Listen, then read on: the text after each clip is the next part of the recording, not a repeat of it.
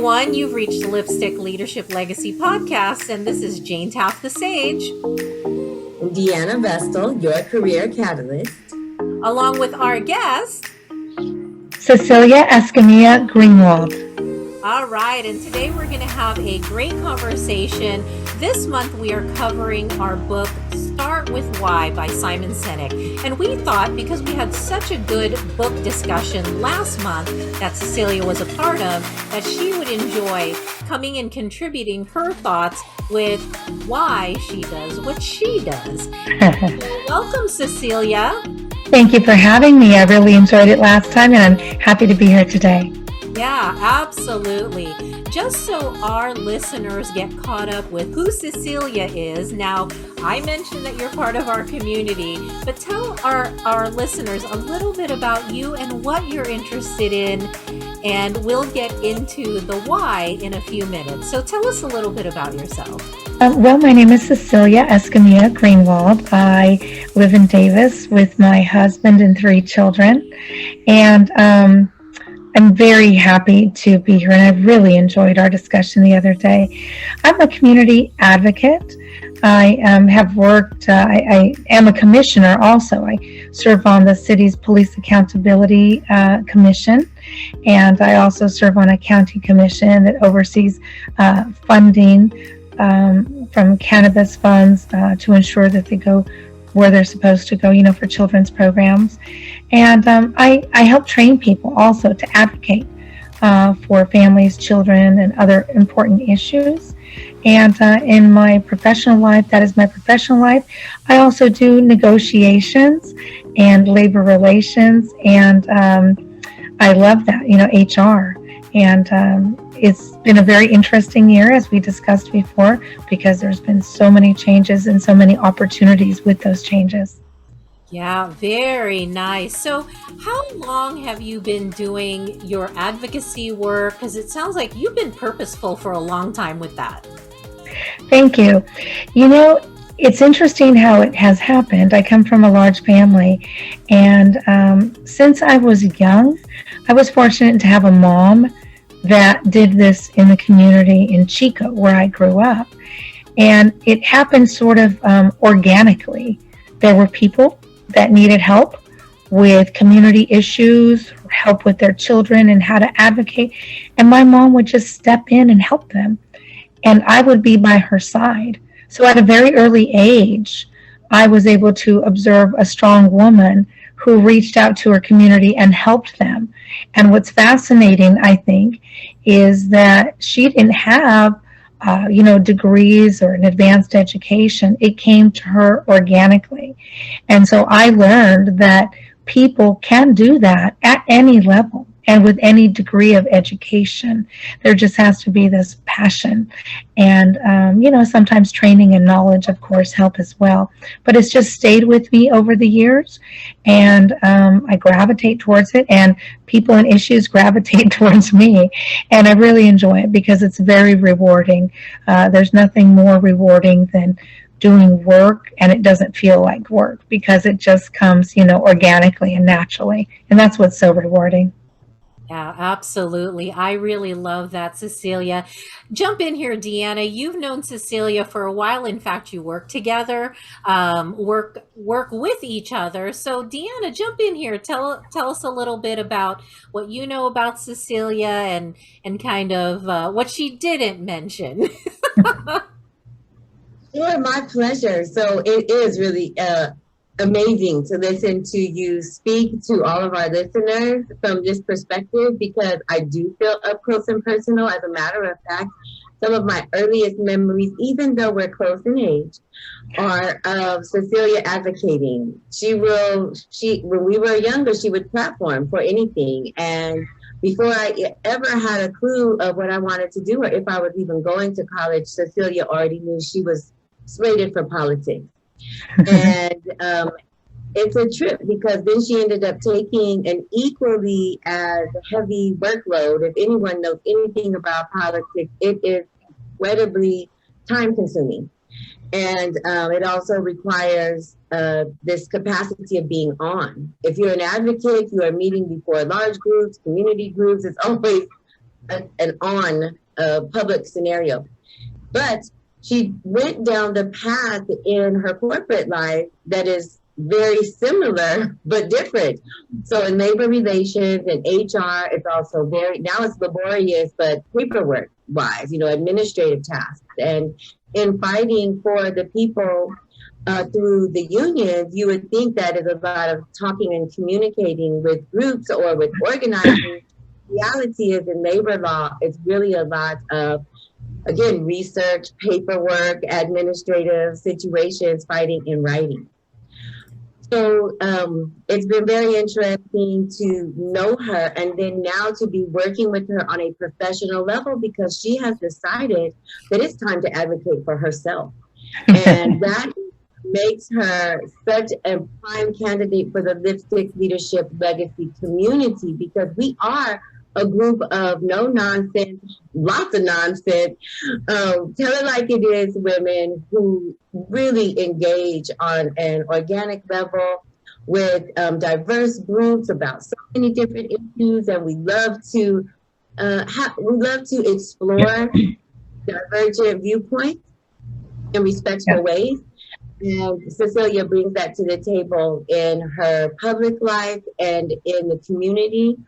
And most poignant to me in her family, the way that she has found love and established her marriage with the children is equally as beautiful. And I hope we get a chance to talk a little bit about that today. Can you tell us about Mr. Greenwald, or anything that you feel is valuable to share with us tonight about the importance of marriage? Love plays a part in leadership and in your life. Thank you. Thank you so much, Deanna. And it's such an honor to work with Deanna professionally as a coach, as an executive coach. Her skill, her willingness and ability to bring the best out in us and to work with so many professionals and to network. It's just, I can't say enough positive things. It really is a blessing and a reward to work with somebody at Deanna's level. She asked me to share a little bit. And one thing I wanted to say, this last year, we've dealt with a pandemic, and it has been life-changing for so many.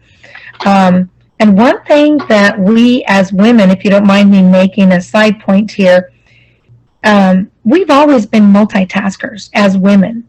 Women, I think, are naturally multitaskers. And that's not saying men are not, but women are just always multitaskers, whether it's women who happen to have children or taking care of family members and advancing their educational or training opportunities and their work and other commitments. It's a juggle, and we're accustomed to multitasking. My husband David, he happens to run a nonprofit called the Vanguard, the Davis Vanguard, and it has just taken off through the pandemic. It has now grown. It was Davis and Sacramento and San Francisco. It's now grown to Berkeley, Los Angeles, San Diego, and he's reaching out even into other states. And they opened the doors of the judicial system of the courts so that people can see what's going on in there. And he's got lots and lots of interns covering stories. It's just phenomenal what he does. When the pandemic hit, I remember, and if he was here, he'd be laughing and he'd agree with me. He was pacing. What's going to happen? What's going on? Take a deep breath. Everything's going to be okay. I would say that. Take a deep breath. We complement each other nicely that way. And finally, we started to get more information about what was closing down, what was happening. And I said, honey, you already communicate with people via the internet. That's where people go to get their information. Thousands of people daily, thousands upon thousands, tens of thousands. You're just going to be able to take off. And what happened is the courts started allowing people to go into the courtroom electronically on Zoom, and other meetings became easier. Meeting with high-level politicians became easier because everything was via Zoom. I share this with you because this is an opportunity, I think a golden opportunity, and Deanna has helped me to realize this, that, yes, the world is changing and it's changing quickly, but I think as women, we need to shine the light on our skills and use those skills and resources and experience that we have to take us to the next level that we've been wanting to go to. What was seen as a potential setback is now an opportunity. And so that's why I'm so excited to be meeting with you all, is that it's a challenge if we allow it to be a challenge, but it really is an opportunity to live your dream to the fullest potential. And so that's what's been so exciting about the pandemic, is that it's opened our eyes to other ways of networking, other ways of doing business. In the HR field, the company that I worked for at the time for the state, they were like, oh no, we can't work from home, only a few people. Guess what? Within a week, they had thousands and thousands of people working from home. You know why? Because it was needed. It was needed. And so as women, we handle that all the time. Something's needed. Okay, I don't know how I'm going to do it, but it's going to be done for my kids. I have 3 kids, and I will go to the ends of the earth for them. It needs to be done. It gets done. I don't know how, but it happens. And so we can do that in our professional lives too. What challenges are there? What opportunities are there for networking, for collaborating, for helping businesses understand that it's not enough to say, hey, we need people to fill these positions in these particular areas, but we can't find them. Nobody wants to apply for them because they enjoy being on unemployment rather than coming to work. No. If you're having a hard time recruiting those people, challenge yourself to say, what can we do better to outreach and get that pool of candidates in so we have a good pool to select from? It's not, no, we can't do it. What can we do in this environment to help us have a more diverse and inclusive workforce? So it's an opportunity, and I'm speaking with a lot of passion because it really is an opportunity to reach your dreams and to reach to that next level of excellence. And so that's what's so exciting, and that's why I enjoy working with Deanna too. She's there to help us see that, and I appreciate it. I really love that, because you are essentially giving a call to action for two sides of the equation. On a potential employee side, it's get creative. If you are interviewing, ask for certain things, or if you're already an employee, negotiate so that you can do your job effectively in the way you need to do it. If you have to take care of kids at home, negotiate that with your employer.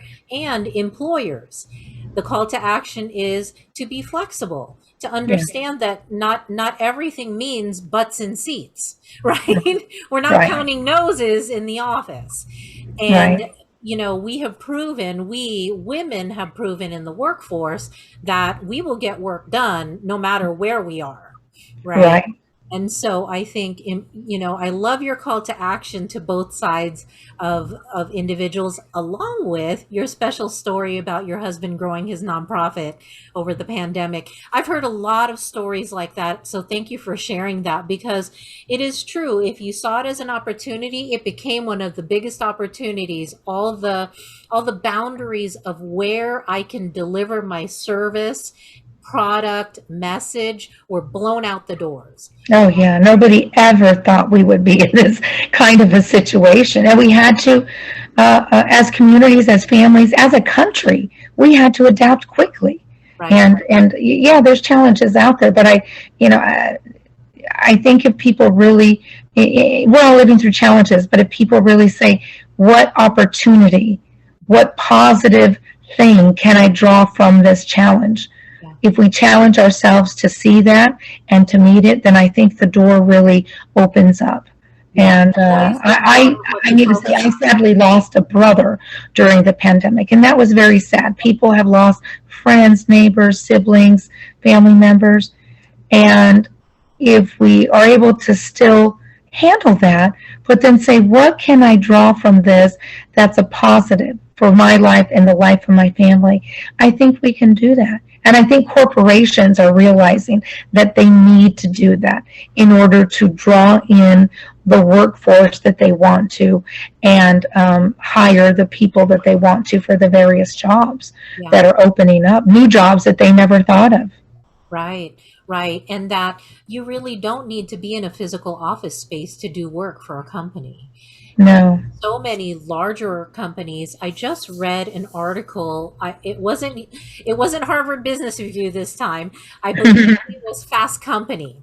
And they were talking about you really have to change your mind about where you do business and where your business gets done. And they were talking primarily about how with work from home and now hybrid working and all these things, companies have really had to think long and hard about how to, number one, engage their current employee base to make sure that they are engaged, doing the work, all those good things.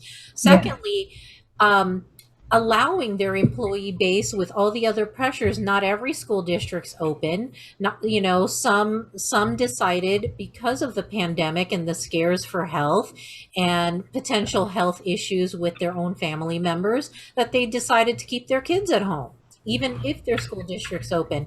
And so now we're dealing with health care, child care, and some of us elder care. So we talked about this, remember, Deanna, in our last podcast about women being in the middle and having to handle all of these things with the pandemic and the outflow of the pandemic. While those added pressures, it also called upon us to be more creative, right? More creative in how we make space for all the things we want to do, because what we don't want is to close off our opportunity to make money as working women.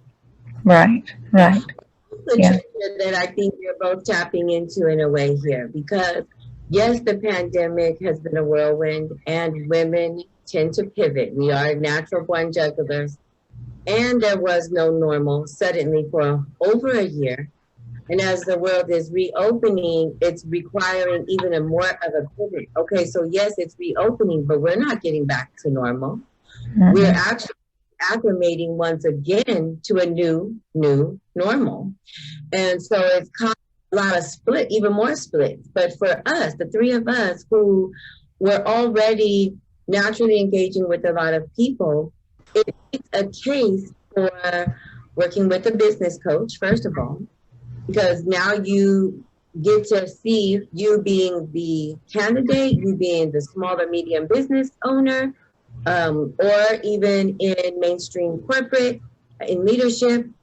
You get the chance to see both sides or various sides of the new normal through your business coach, who has continued to be engaged with all of these different groups. And like, two points in case. Jane was an educator. She was a facilitator, a trainer of leaders, and was a national traveler as such.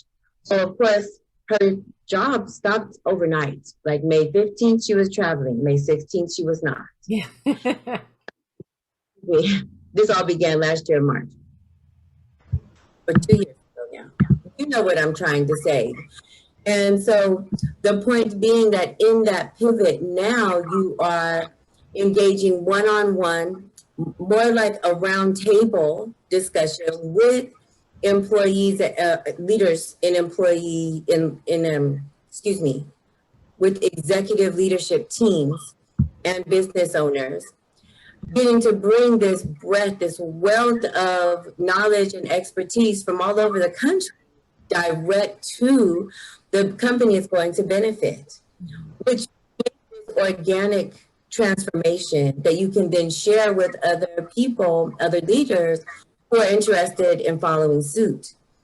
And Cecilia, in the same way, that's why I mentioned a little bit about how precious your marriage is, because when things changed at work during the pandemic for you, it became the kind of pressure that here's someone who is used to living in a pressure cooker.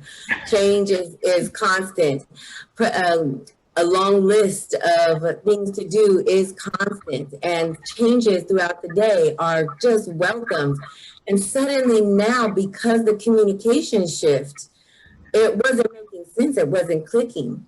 But for the pandemic and more consistency at home, loving relationship catches that and lifts up members in a household, and that is what I got to experience through Cecilia's transition in the I pandemic. want to say too, if you don't mind me saying, children, I mean, tens of thousands of children, millions of children experienced a change. You talk about having to adapt to change so quickly. They were in the classroom one day, and then we learned of the pandemic. They were sent home, and they said, you're going to be home for a couple days because there's this pandemic. We don't have all the information, but we'll let you know. Oh, you're going to be home for 1 week. Okay. Kids are like, yay, we're home for a week. Then 2 weeks. Then the next thing you know, they're at home for an entire year. They're not seeing their friends. They're not seeing their teachers, their aides. And what? We have to sit in front of a computer for how many hours a day? Talk about having to adjust and quickly adapt to new ways of learning. So much so that when I have computer challenges, I have the little ones, 9 and 11, helping me with adapting to the computer. I mean, I know it well, but sometimes they figure out they know all these little nuances like the back of their hand. And so it's interesting because that's our future workforce. Those are our future doctors, professors, teachers, electricians, and whatever it is. They have now had to adapt very quickly. And it was challenging because they didn't see their friends and so forth. But we can learn so much with how they adapted and collaborated so quickly. If we open our eyes, we can learn from things around us, people around us, and situations. And it's challenging. I'm not trying to diminish that at all. But I think if we choose to only look at the negative, it becomes negative. And if we can say, what can we learn from this opportunity? What can the corporate world learn about how to make the workforce more diverse and inclusive? Because we had all of a sudden racial uprisings around the United States. We don't want that in a workforce. We want a workforce that works in a harmonious fashion, that gets things done, that works as a team.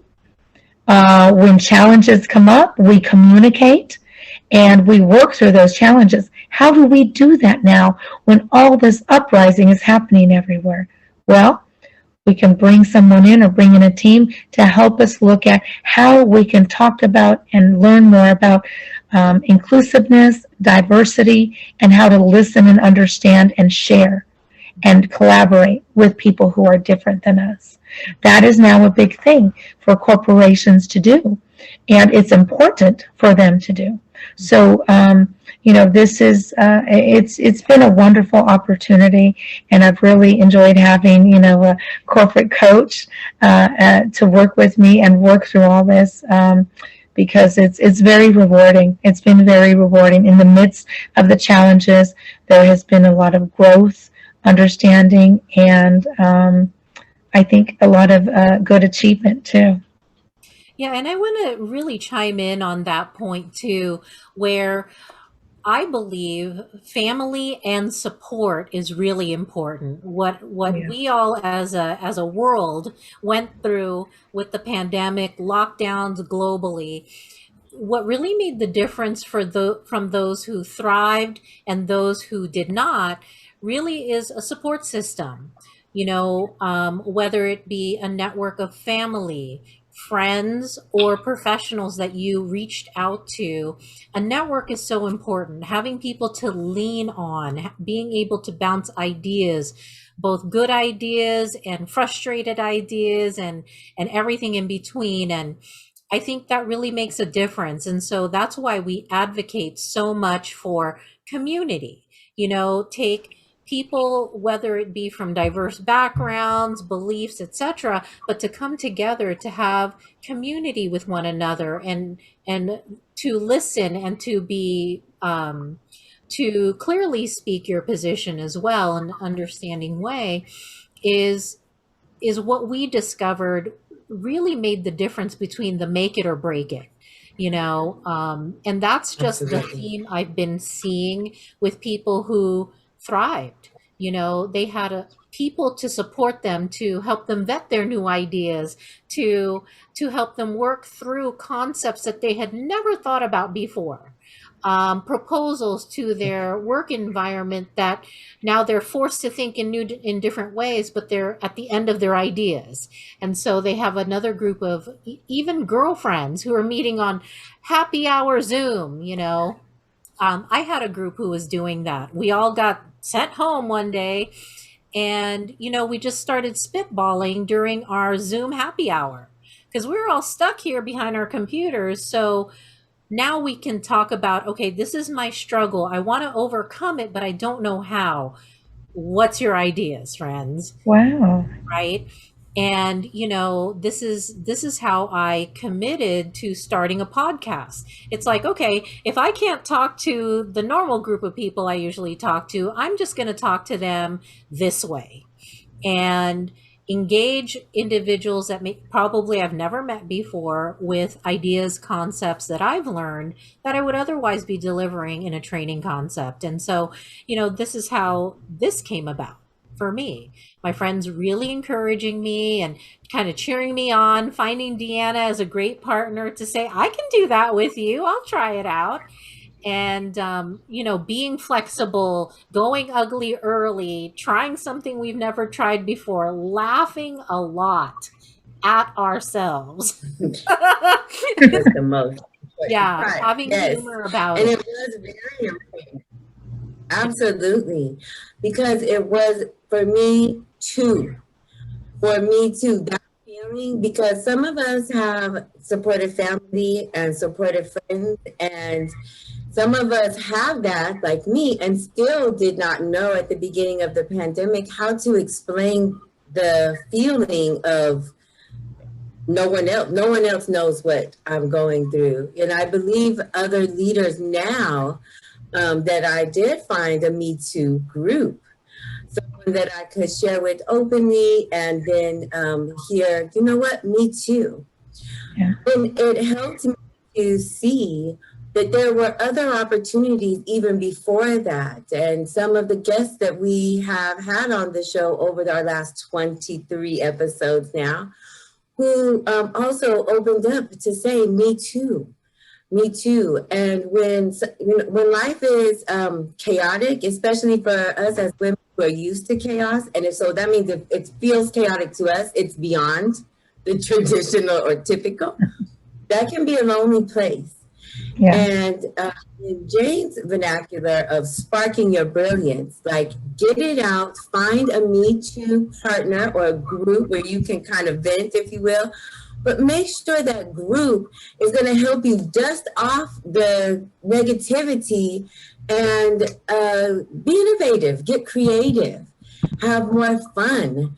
And that became a theme for me in the pandemic that helped to organically produce more clients, that assisted with staying excited in an authentic way for the podcast.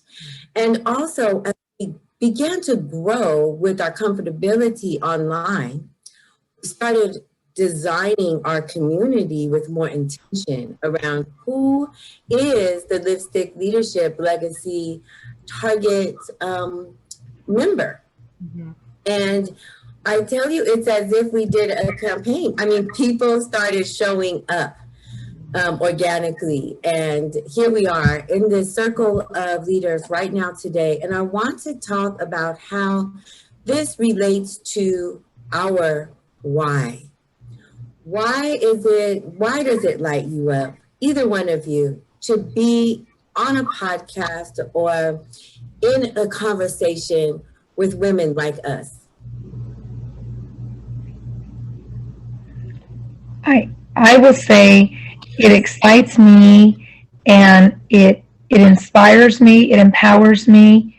When I say it, I'm referring to you both, and inspire me and empower me, because I see that here are other professional women who understand what we've gone through collectively as a country, but as women, as professionals.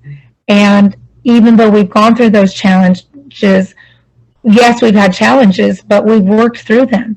And we've come out, I think, stronger, and come out with new ideas and how to collaborate with others. And so I think it's a way to validate what we've been thinking and what we've been feeling, and also learning from others. What ideas, what suggestions, or how have you felt? The idea of getting a group of professional women together to just talk, and it's been frustrating, and just like vent and say, yeah, it's frustrating, but we've worked through it. It feels great. It feels really good. And so I thank you, and I thank other women and men too. I mean, my husband is a man, for showing us that we as working professionals can get through this. We just need to collaborate and be willing to open up and look at new ways of doing things. And that's okay, because change, we evolve through change, and we don't want to be stagnant. So we evolve and we come up with better ideas. And so I just want to thank you both for having this and having the podcast and hearing your ideas, your suggestions, and that of others. I'm looking forward to this every month. You got me hooked. Well, great idea, Jane. well, for me, it's really that evolution. Mm-hmm. Right? And Deanna said this before, but Me Too. So we look at Me Too, hashtag Me Too, not as the movement, but really to say, I'm with you. I have similar experience to you. So to go from that to me now, what is my experience now? What did I make of where I started? And I like seeing that evolution, that traveling of ideas, of learning, of applying lessons. That really fires me up. I look for that in people where they can tell me I'm totally with them when they give me I was so depressed. I stayed in bed for weeks, and I thought my business was over because it was kind of crashing around my head. And then me now story. And then I had a different idea. And then I was encouraged. And then I found some friends to give me some ideas I was willing to try. And then me now. And so for me, that's really what I always looked forward to, the transitional story. So that's why I continue to do this, because me too. I'm sitting here transitioning.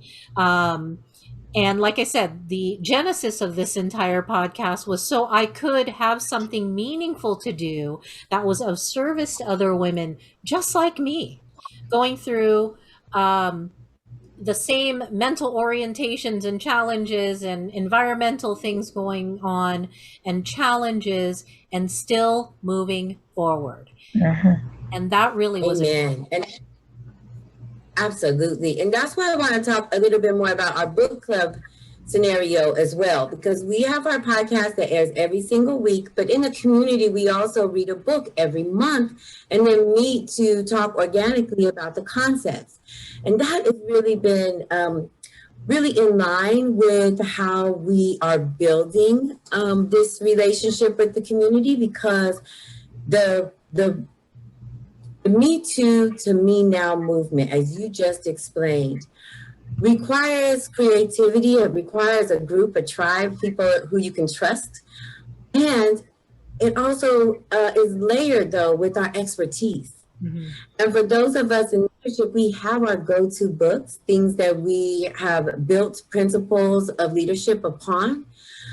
But right now we're being self-led. For those of us who are usually the person people come to for answers, it's almost like embarrassing or some weird feeling to not know what's next for you. And Jane and I said, you know what? We're going to really rely on what we know to spark our brilliance, to re-engage with the fundamentals so that we can get creative and be innovative for more freedom in me now. And Simon Sinek writes, we want to be around people and organizations who are like us and share our beliefs. When companies talk about what they do and how advanced their products are, they may have appeal, but they don't necessarily represent something to which we want to belong. But when a company clearly communicates their why, what they believe and what we believe they believe, then we sometimes will go to extraordinary lengths to include those products or brands into our lives. Now, this wasn't written over the pandemic time. This is trusted truth from way back. But when we dust off the truths of what made us successful in the first place and apply it to where we are now, we become the brand, and that people will go to extraordinary lengths to be around and to contribute to. That's my why. Amen. Yeah, and really what I found in all of my travels and talking with leaders in the Pacific Northwest was what you and I, because we're practitioners, right? We're coaches, we're out here talking all the time, gathering all these resources, sharing them out as much as possible. What I learned is what were foundational truths for us and foundational books or resources most people haven't even touched before. I am very proud of the fact that I'm a John Maxwell certified coach, speaker, trainer. And John Maxwell has now written to date, I think, about 88 books. Wow. And his very first book, which was really pivotal for me, was the 21 Irrefutable Laws of Leadership. And I will tell you, every time I mention that in a class, there are several who have never heard of John Maxwell before. And they'd be scribbling furiously on their notepads. And I was thinking, wait a minute, this man has been around forever. He is the father of modern leadership concepts right now, #1 guru year over year. And I was thinking, this is falling fresh into someone's ears. So what we consider foundational, we're almost relaying the foundation for many people, which I love because I love to be part of that activity, right? I love to, spark their minds again, right? In fresh learning and fresh ideas. Like we always tell people, we don't care if you read the book, come listen to how the concepts are applied to people, right? Or, from what we describe of the concept, what does that spark in you? Because that's how you get people to want to read the book, right? I was kind of a book nerd. Well, I am a book nerd, and my favorite place ever as a kid was the library, public library. I didn't have a lot of money growing up, but I lived around the corner from a public library. And I would always talk to the librarian, I know, total nerd, and ask the librarian, I really like this book. Do you know of other books that I would like because of this book? She was the original book recommender, before it became a thing on Amazon. If you like this, you read this too. And that's how I discovered so many different fun authors as a child. But now we have each other. We have Amazon and all these other great resources, but if enough voices that I trust, I know, and I like are saying, hey, you got to read this author. They are really hitting it all in the right places. It becomes that much more engaging, and I can talk to you about it. Oh, that's even better, right? And we're all about, I think what I've discovered during this time where everything's kind of shut down is everybody wants to connect, right? Isn't that what the shutdown pointed out to us? We all want to connect, but now we're getting really specific about who and how and why we want to connect.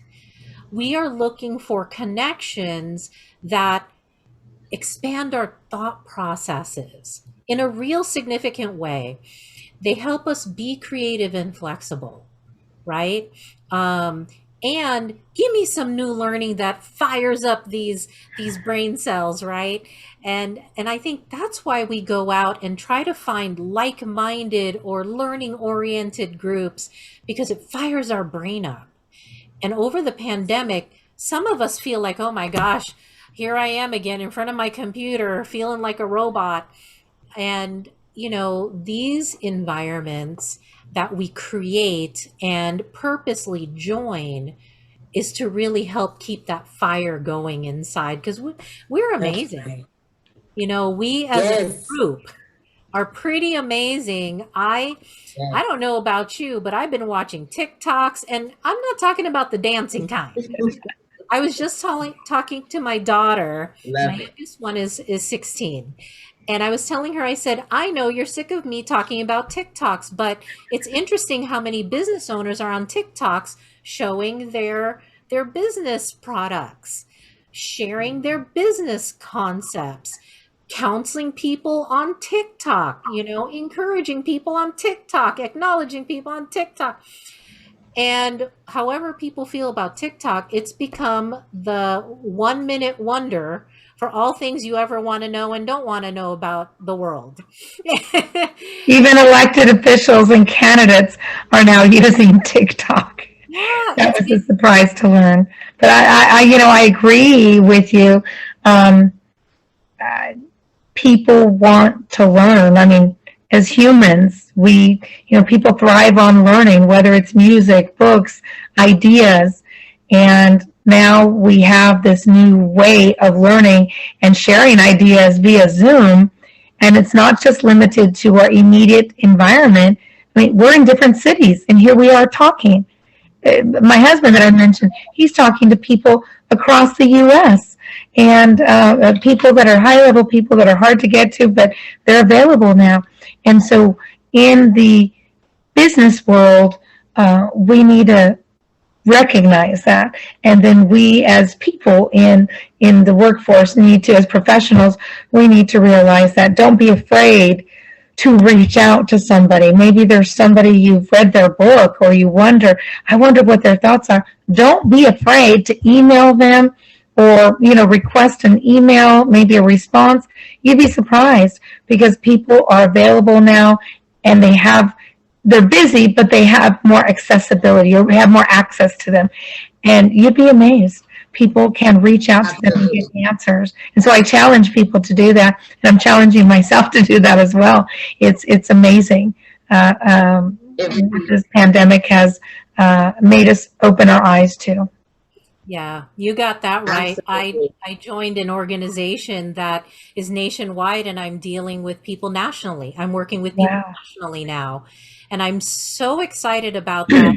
That opportunity would not even begin to cross my atmosphere until this time. And again, when you're looking for opportunity will find you. Like they say, luck favors the prepared, right? If you're looking, it will find you. And so I am just so excited having you today and hearing your stories, hearing your passion, Cecilia. I love the work that you do, not only being an advocate yourself, but teaching others advocacy as well in the areas of family and, workforce employment. So important that people know how to advocate for themselves and find other advocates for them. Thank you. I may have to talk to you, Cecilia. This national I'm with. It's a reward. It really is. It's a reward. So yes, and especially because I would like to give you a compliment, because you really highlight the best in people. So with the police accountability, you oftentimes I hear you talking about who you're proud of. It's not always about the terrible side of what happens in today's world. You are consistent with the amazing examples of the best in people, and in politics, and in the family, as well as in places where advocates typically we have political advocates because things have gone terribly wrong. And so it's delightful to hear the best of what is happening in our neighborhood, in our region, and in the state of California. Thank you. You're welcome. You know, one area that has really seen a challenge, I'm a big advocate for foster adopt children. My daughter, my husband and I, we adopted her. We were foster parents, and we had the opportunity to adopt her. And it's just such a rewarding feeling. And I share that with other people too, because I say, if you're ever thinking about that, let me know, and I can tell you all the steps. Oh, but I heard it's challenging. It is, and it should be. You're going to be responsible for a child, so you want to be challenged. But it's so rewarding, and the rewards are greater than anything in the world. And I share that because there are programs that fund, foster and adoption and help children in those situations. And some years ago when they were younger, those programs were going to be cut. They were going to do a cut of $40 million. I was just stunned. I thought it was a couple million, 40 million. So I was asked at the last minute to go to a hearing. I said, of course, I'll speak up because we can't have these programs cut. So I went, and I took the children with me in a stroller. And they said, we have childcare over here. I said, no. I'm taking the children with me to the hearing in the stroller. They need to be there because they need to know who they're going to impact and the others that are not there but are like them. If you cut this funding, it's going to impact children like them, millions of children like them. And either we keep this funding here to help them so they have a good future and can be contributing members of society like you all are, or we end up funding jails, juvenile hall, and other programs. Where do you want your dollars to go? You really need to focus on keeping the funding so you can help them and others like them. There was not a dry eye in the room. The commissioners, there was not a dry eye. I didn't plan it. I was trying to write something out, and I said, forget it. I just shared from the heart why it's so important to fund families and children. They ended up not cutting the funding to these programs. And that is one of the most rewarding advocacy efforts that I have had. I've had many, but this is one of the most rewarding because it impacts the lives of little ones that depend upon us so much. And so that is what sparks me. That is what motivates me to help others learn how to become advocates, how to collaborate and work together and go before members of the legislature or city councils or board of supervisors, and how to talk to them, how to prepare to give them the information, because they depend on us as members of the public. They depend on us to go to them. And so that's what's so rewarding. And so I appreciate you all having this so that we can collaborate with others and learn from each other on what we can do to collaborate on issues, and help other women, help other professionals. So I really thank you. This is a great idea that you thought of to have this, every month. And I just really applaud you for doing this, both of you. Thank you, Cecilia. And you gave us a perfect example of speaking your why versus figures and facts that nobody cares about. You brought the humanity to the story, the purposeful reason why the funding should not be cut. I love that example. Thank you for bringing that out. So we've had a good time here with Cecilia, and I want to make sure that we invite everyone to our next book discussion, which is on Thursday, the 24th at 6. What time do we have it, Deanna? Is it 6:30? It's 7 o'clock. I know it's so different that, 7 o'clock. And our book is, and I have it right in front of me, is Start With Why by Simon Sinek. So Join us, whether you read the book or not. You will get a lot out of the discussion. We encourage you to do that. We encourage you to join us on our meetup group, join the community, be aware of all the things that we do, whether it be our podcast, our video, and all those things. Join us. We're looking forward to having you join us. So thank you for joining us today. This is JaneTaff the Sage. Deanna Vestal, your career catalyst. And our guest, Cecilia Escamilla-Greenwald. and we will see you next time. Thank you, everyone. Bye. Thank you.